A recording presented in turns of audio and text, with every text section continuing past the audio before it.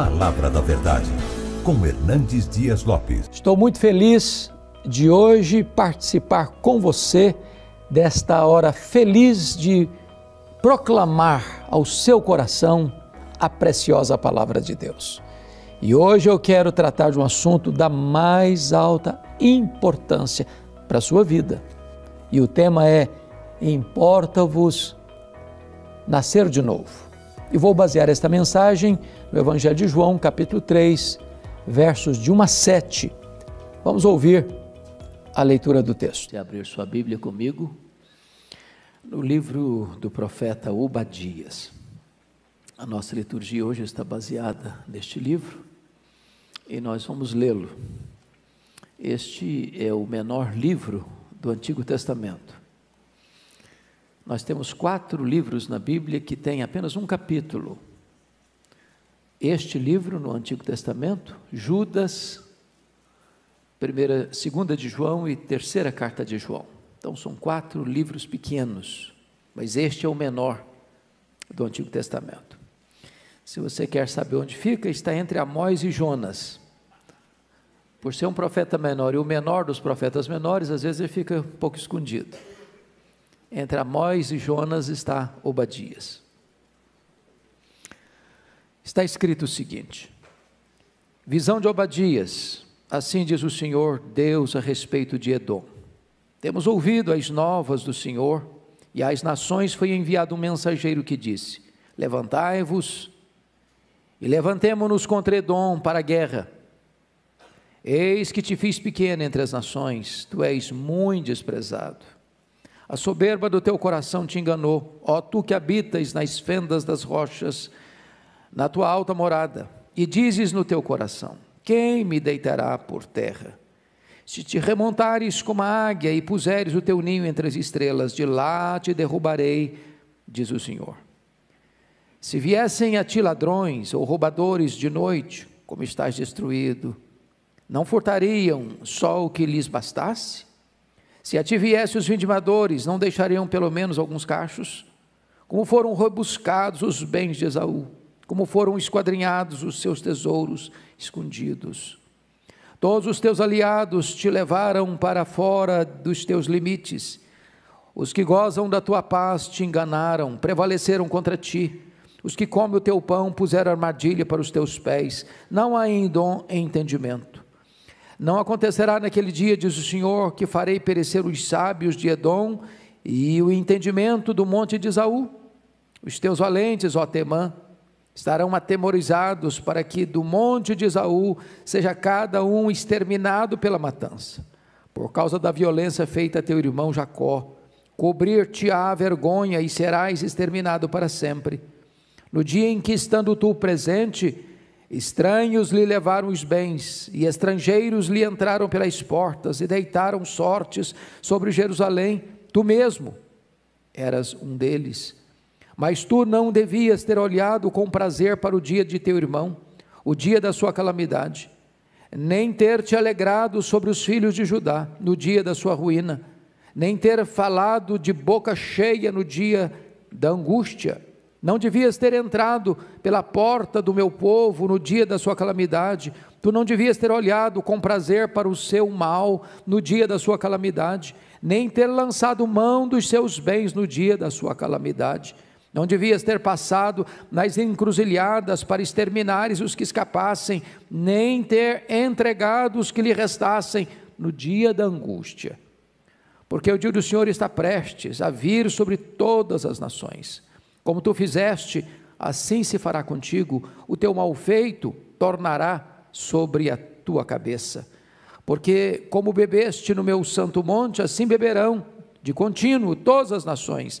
Beberão, sorverão e serão como se nunca tivessem sido. Mas no monte Sião haverá livramento. O monte será santo e os da casa de Jacó possuirão as suas herdades. A casa de Jacó será fogo, e a casa de José chama, e a casa de Esaú restolho. Aqueles incendiarão a este e o consumirão, e ninguém mais restará da casa de Esaú, porque o Senhor o falou. Os de Neguebe possuirão um monte de Esaú, e os da planície aos filisteus, Possuirão também os campos de Efraim e os campos de Samaria, e Benjamim possuirá Gileade. Os cativos do exército dos filhos de Israel possuirão os cananeus até Sarepta, e os cativos de Jerusalém, que estão em Sarafade, possuirão as cidades do sul. Salvadores hão de subir ao monte Sião para julgar o monte de Esaú, e o reino será do Senhor. Amém. Eu quero um pouco conversar com vocês sobre o tema: a soberba é a sala de espera da ruína. Irmãos amados, nós não podemos entender este pequeno livro do Antigo Testamento, o livro de Obadias, a não ser que recuemos no tempo e no espaço, mais de 1500 anos. Na verdade, tudo começa quando Isaac se casa com Rebeca, e sendo ela estéril, ora por ela 20 anos, até ela se engravidar. Quando Rebeca fica grávida, ela descobre que as crianças lutam no seu ventre, e ela fica muito desesperada e recorre a Deus, e Deus diz para ela que havia 2 nações no seu ventre, não apenas 2 filhos. Quando nascem os meninos, o mais novo nasce segurando no calcanhar do mais velho, por isso foi chamado de Jacó. E Deus disse para ela que o mais velho serviria ao mais moço. E os meninos então nascem, e os pais não têm sabedoria para criar esses meninos. Diz a Bíblia que Isaac passou a amar mais a Esaú, e Rebeca passou a amar mais a Jacó. E diz a Escritura que o Jacó estava com 71 anos de idade. Pasmem vocês, estava em casa ainda como solteiro, vivendo na barra da saia da mãe. A mãe controlava aquele menino, de 71 anos. E de repente o Isaac, já em avançada idade, resolve alterar o cronograma de Deus, decidindo, mesmo sabendo que o plano de Deus passaria por Jacó e não por Esaú, abençoar Esaú. E a Rebeca toma as decisões de inverter esse fato, dizendo para Jacó, seu filho: você vai se fingir de Esaú, e você vai chegar perto do seu pai, falar como se fosse Esaú, agindo como Esaú, para que você seja abençoado no lugar de Esaú. E assim aconteceu. E Jacó mente em nome de Deus a seu pai, e rouba a bênção que seria, no caso de Isaac, para Esaú. Isso cria uma fissura ainda maior na relação familiar, e diz a Bíblia que Esaú passou a odiar a Jacó, e pensou consigo, e chegou a falar: quando meu pai morrer, eu vou matar Jacó. O grande problema é que os descendentes de Esaú, os edomitas, esse povo que está sendo descrito aqui em Obadias, nunca deixou de odiar os descendentes de Jacó, nunca, nunca. Essa fissura criada dentro da casa de um homem de Deus, perdurou séculos e mais séculos. Chega a ponto de Amós, capítulo 1, versículo 11, dizer o seguinte: assim diz o Senhor, por 3 transgressões de Edom, e por 4 não sustarei o castigo, porque perseguiu a seu irmão a espada, e baniu toda a misericórdia, e a sua ira não cessou de despedaçar, e reteve a sua indignação para sempre. Para sempre.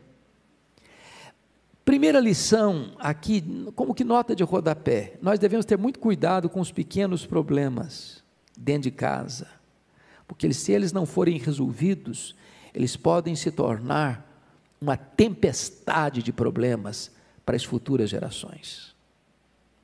Uma pequena fissura numa barragem pode gerar uma terrível e perigosa inundação.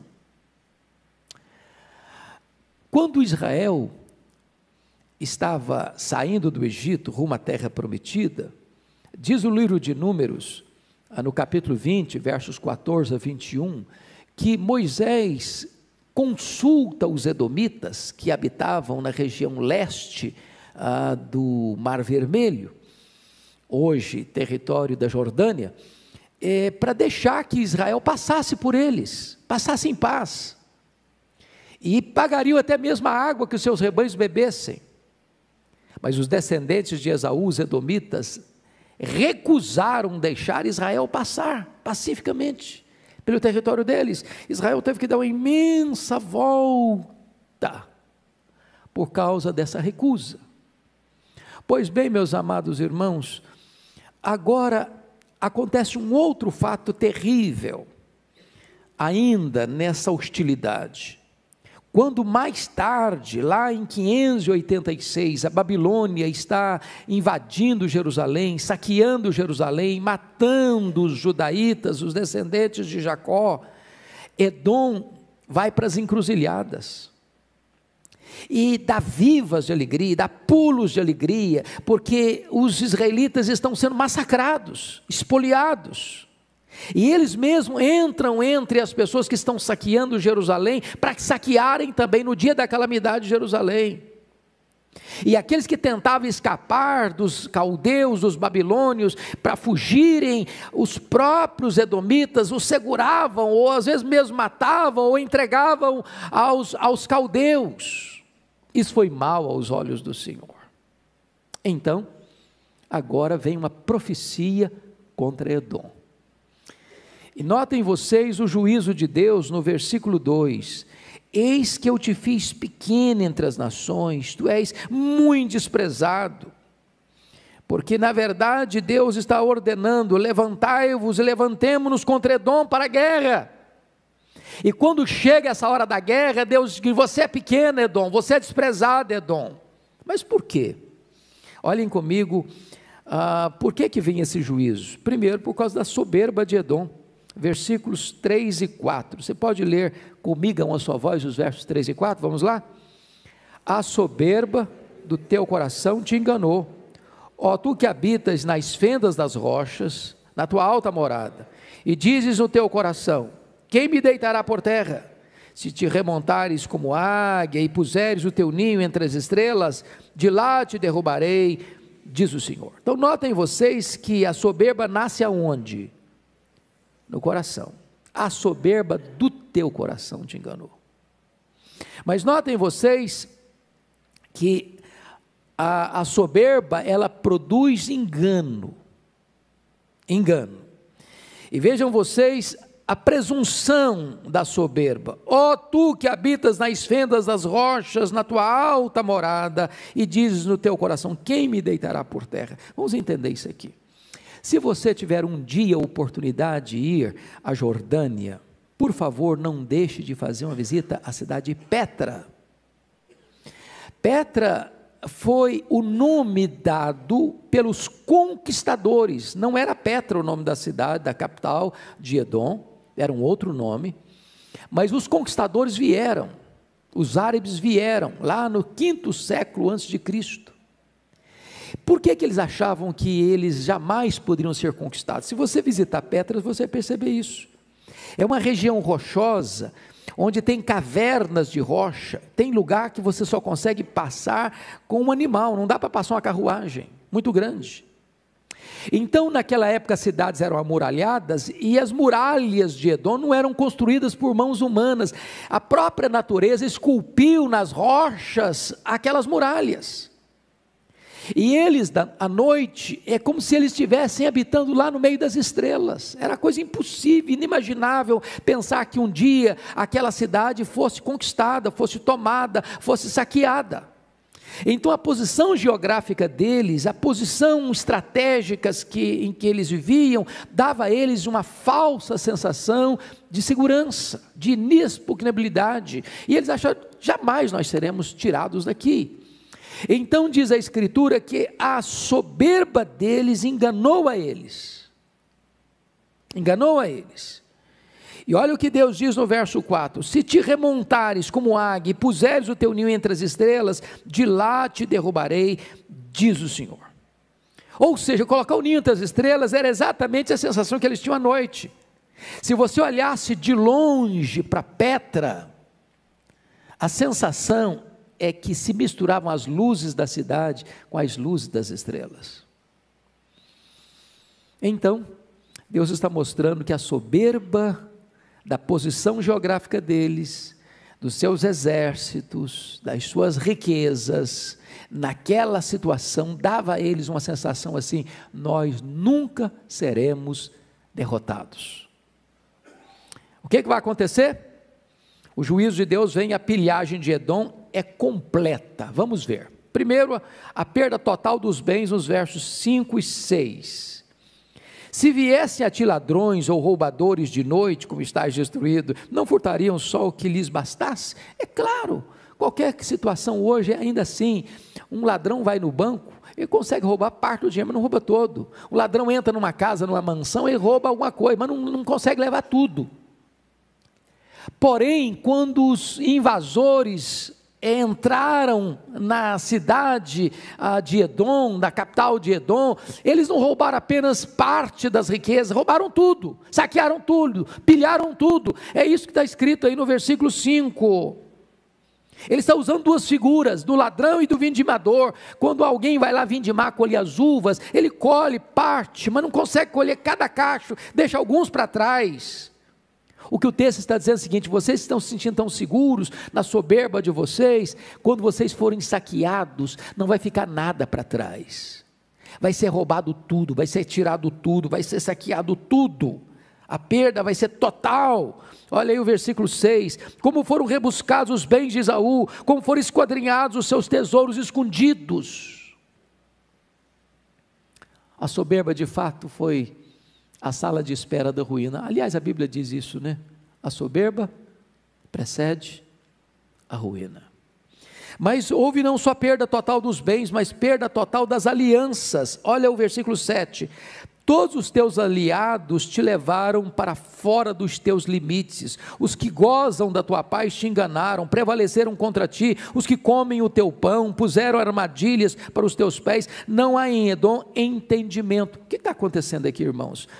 Como Edom traiu seus irmãos, os descendentes de Jacó, como os descendentes de Esaú traíram os descendentes de Jacó, e eles que eram irmãos não amaram, não ajudaram, não socorreram na hora da calamidade, o que Deus está fazendo é o seguinte: dando pago a eles.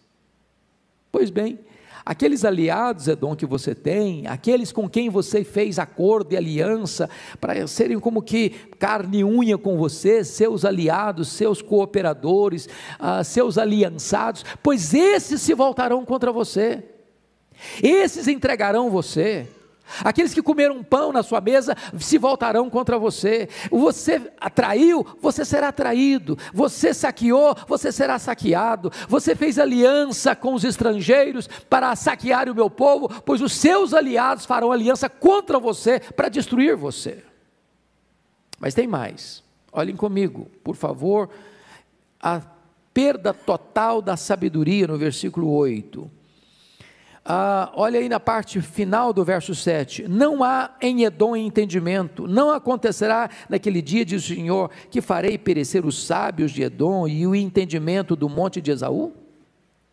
Em outras palavras, meus irmãos, eles deviam ter conselheiros, eles deviam ter pessoas sábias que davam os conselhos para eles: olha, você pode se tornar autossuficiente, muito seguro, porque você está numa região inexpugnável, a cidade está numa situação que jamais alguém poderá chegar aqui e escalar essas montanhas.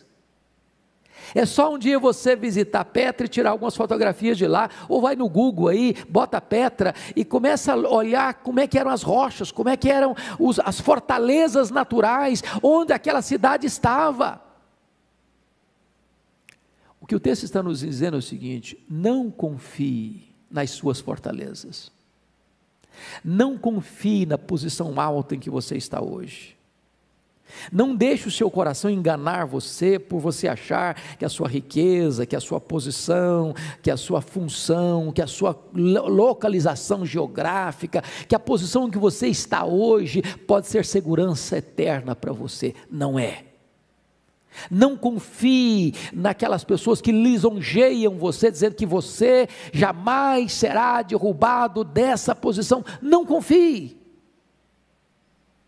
Mas mais, notem comigo, a perda total do poder militar. Versículo 9: os teus valentes, ó Temã, estarão atemorizados, para que do monte de Esaú seja cada um exterminado pela matança. Ou seja, toda a estrutura militar, de segurança militar de Edom, entra em colapso. Quando os árabes dominaram aquele local, era inimaginável para eles. Houve uma matança, uma destruição total, houve uma ruína plena. Todos os soldados, toda a força bélica, toda a força militar de Edom virou água diante dos seus invasores, e eles foram arruinados completamente. Mas notem finalmente, irmãos, a perda total da honra, versículo 10: por causa da violência feita a teu irmão Jacó, cobrir-te-á vergonha, e serás exterminado para sempre.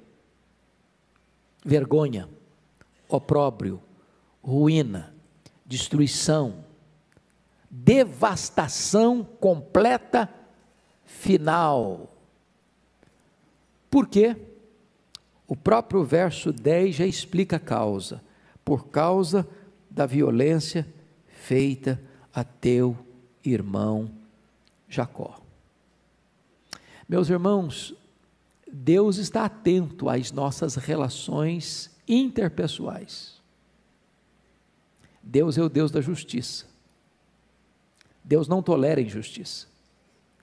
Deus não tolera falta de misericórdia.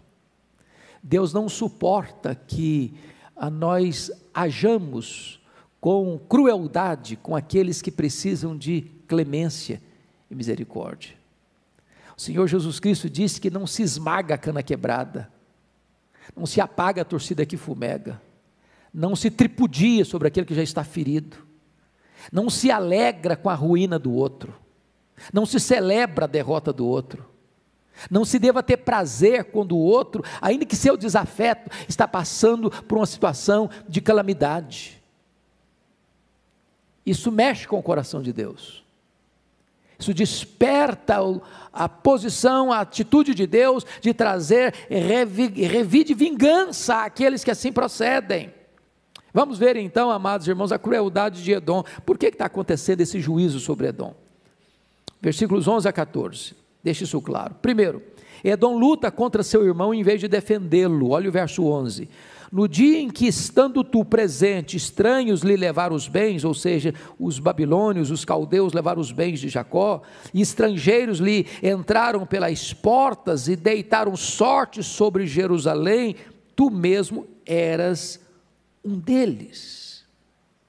Estão percebendo isso?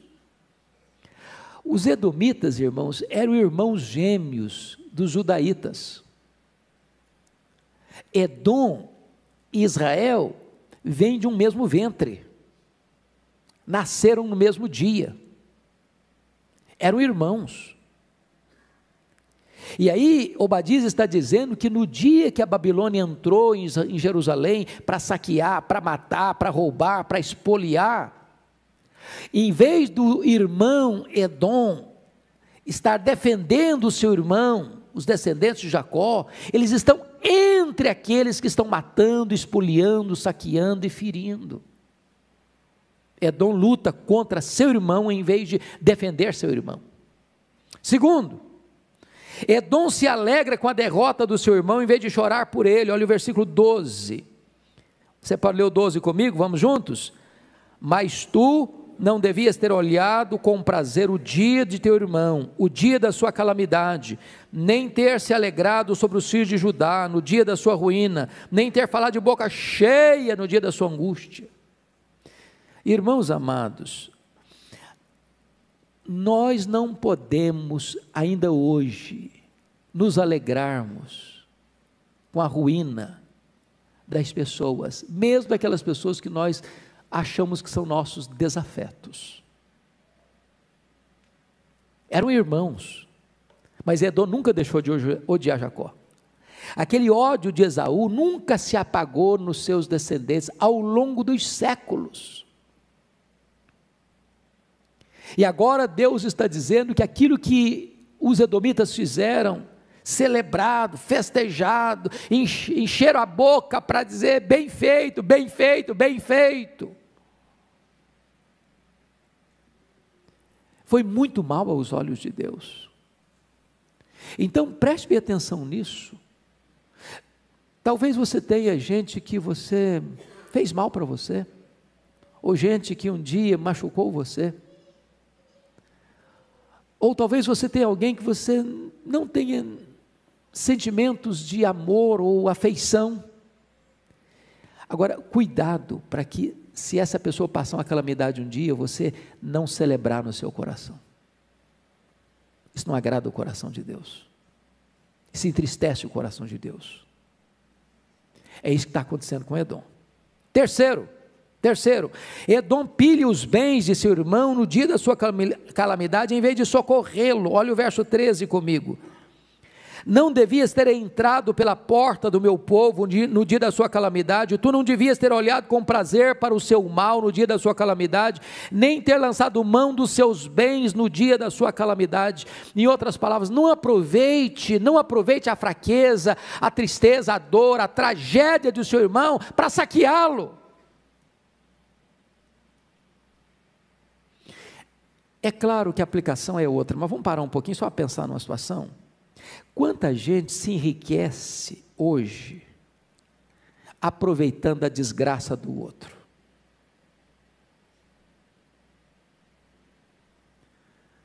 Deus diz: isso não é bom. O Deus que é justo não suporta isso. Aproveitar que o outro está vulnerável, ele não tem condições de agir, de reagir, ou até de sobreviver, e a pessoa aproveita aquela situação e ainda explora mais, massacra mais, saqueia mais. Quarto lugar, Edom ajudou a matar a seus irmãos em vez de protegê-los. Olha o versículo 14. Não devias ter parado nas encruzilhadas para exterminares os que escapassem, nem ter entregado os que lhes restassem no dia da angústia. Irmãos amados, preste atenção nisso. Onde que eles pararam? Nas encruzilhadas. Para fazer o quê? Para exterminar os que escapassem. Nem ter entregado os que lhes restassem no dia da angústia. O que estava acontecendo? Quando Babilônia invadiu Jerusalém, é só você ler o livro de Lamentações de Jeremias para você sentir a dor que foi aquilo. Primeiro teve um cerco, não entrava e nem saía nada. As pessoas começaram a morrer de fome dentro dos muros de Jerusalém. A dor foi tão cruel que algumas mães comiam os corpos mortos de seus filhos. Jeremias chega a dizer que mais felizes foram os que morreram à espada do que os que morreram de fome dentro dos muros. E agora pense você que alguns estão conseguindo escapar, fugindo, talvez debilitados pela fome. E lá estavam os edomitas, nas encruzilhadas estratégicas. Quando um judeu tentava escapar, ele ia lá e terminava de matar. Os que eles não conseguiam matar, eles capturavam e entregavam nas mãos dos caldeus para serem exterminados. Deus estava vendo isso. E Deus agora está trazendo o seu julgamento a Edom por causa disso. Pois bem, meus irmãos, olha a retribuição que vem. Versículo 15, a retribuição é Edom. Porque o dia do Senhor está prestes a vir sobre todas as nações, como tu fizeste, assim se fará contigo, o teu malfeito tornará sobre a tua cabeça. Você pode ler esse versículo 15 comigo, dizendo: Deus tem misericórdia de nós. Vamos ler o versículo 15?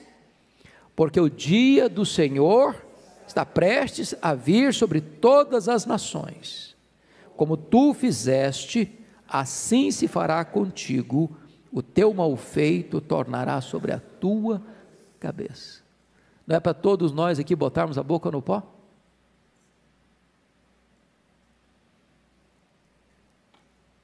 Talvez você diga: pastor, mas eu sou crente, eu sou presbiteriano, eu sou membro da Igreja Presbiteriana de Pinheiros. Eu nunca fiz mal feito. Mas você conhece a corrupção no seu coração, não conhece? A Bíblia diz que ele é desesperadamente corrupto. Jesus Cristo disse que é do nosso coração que procedem todo o mau desígnio. E quantas vezes, meus irmãos, pela malignidade do nosso coração, a gente deseja mal, fala mal, faz mal, e o Deus da retribuição diz: pois bem, o seu mal feito cairá sobre a sua própria cabeça. Se você fizer o bem vem sobre a sua própria cabeça. Se você fizer o mal vem sobre a sua própria cabeça. Quem está dizendo isso não é um homem, é o próprio Deus. Mas notem vocês que mesmo o povo de Deus massacrado tem restauração para ele. Olha o versículo 17: mas no monte Sião haverá livramento, o monte será santo e os da casa de Jacó possuirão as suas herdades. Oh, irmãos, louvado seja Deus para o povo de Deus, ainda que massacrado, ainda que injustiçado, ainda que espoliado, Deus tem restauração. Louvado seja o Senhor.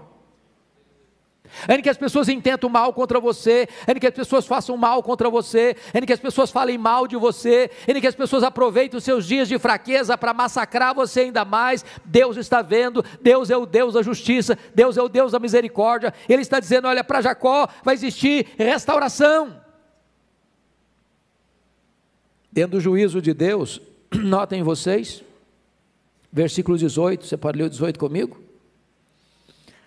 A casa de Jacó será fogo, e a casa de José chama, e a casa de Esaú restolho. Aqueles ensinarão a este e o consumirão, e ninguém mais restará da casa de Esaú, porque o Senhor o falou. O profeta usa uma linguagem da agricultura, né? Você sabe o que é restolho, não sabe? Pensa numa espiga de milho. Só que ela não tem milho, não tem grãos, tem sabugo e palha. E sabugo e palha são um excelente combustível para o fogo. Lá na roça se usa isso para acender um fogão a lenha. E ele compara Edom como um restolho. E ele compara Jacó e a casa de José como fogo, como chama. O que ele está dizendo é que o juízo de Deus virá sobre Edom. Mas eu quero concluir dizendo, amados irmãos, que a vitória do povo de Deus é certa. É o que diz o versículo 19 e 20. E que o reino que nunca vai ser abalado, o reino que não é o reino soberbo e que vai prevalecer sobre todos os outros reinos, é como termina o profeta Obadias. Se não, veja comigo a última frase deste profeta: e o reino será do Senhor. Os reinos deste mundo são soberbos, eles dominaram o mundo com soberba. Eles mataram, eles espoliaram, eles exploraram, eles massacraram, mas todos esses reinos que dominaram pela força da espada, pela fúria do ódio, todos esses reinos que agiram com injustiça e com violência, eles passarão. Mas o reino do Senhor será eterno. Louvado seja Deus. O reino será do Senhor e do seu Cristo. E este reino vai dominar de mar a mar. E então toda a glória será do Senhor. Porque o Senhor Jesus colocará todos os seus inimigos debaixo dos seus pés e entregará o reino ao Deus e Pai, para que Ele seja tudo em todos. Como é que nós vamos concluir essa breve mensagem? Eu vou lhes dizer 6 aplicações pessoais. Primeiro, Deus tem zelo pelo povo da sua aliança. Segundo, O orgulho precede a ruína.